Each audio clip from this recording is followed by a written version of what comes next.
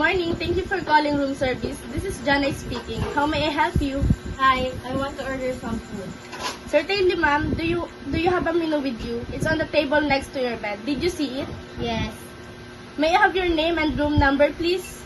My name is Maisie and my room number is 302. Thank you for that information. Okay, Miss Macy, may I take your order? So I want a American breakfast with scrambled egg, white toast with butter, porridge served with cold milk, orange juice, sausage, and hot tea. Would you like tapsilog or hot silog? No. Is there anything else that you would like to order? No. Okay, Miss Macy, may I repeat your order? Your order is American breakfast, scrambled egg, white toast with butter, porridge served with cold milk, orange juice, sausage, and hot tea. Yes. Is that correct? Yes, that's perfect. Your order will be delivered within 15 to 20 minutes. Would you like us to deliver right away or a specific time? Right away, please. The total amount of your bill is 1,500 pesos. Are you paying in cash or charge into your room? Charge it to my room. Is there anything else that I can help with you? None.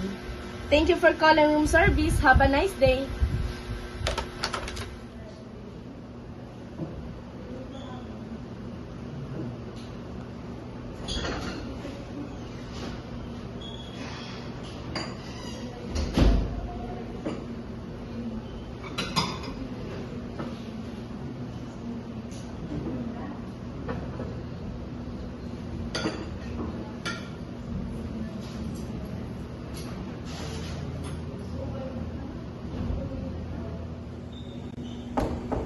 Room service. Good morning, ma'am. I'm Jana, your room service attendant for today. This is the room of Ma'am Macy of room number 302. May I come in? Yes. Please.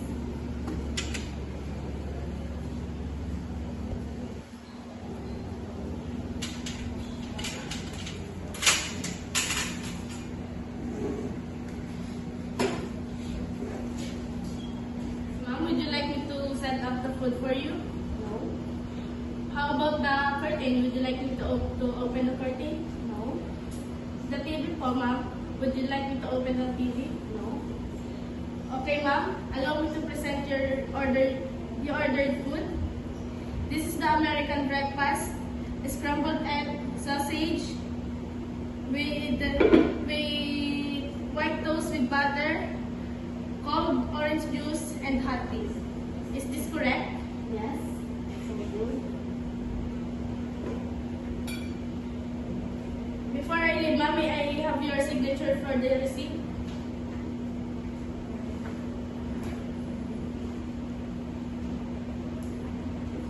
Okay, ma'am, I'll be right back in 45 minutes to pick up the tray. If you want to leave it outside once you're done. Thank you and have a nice day.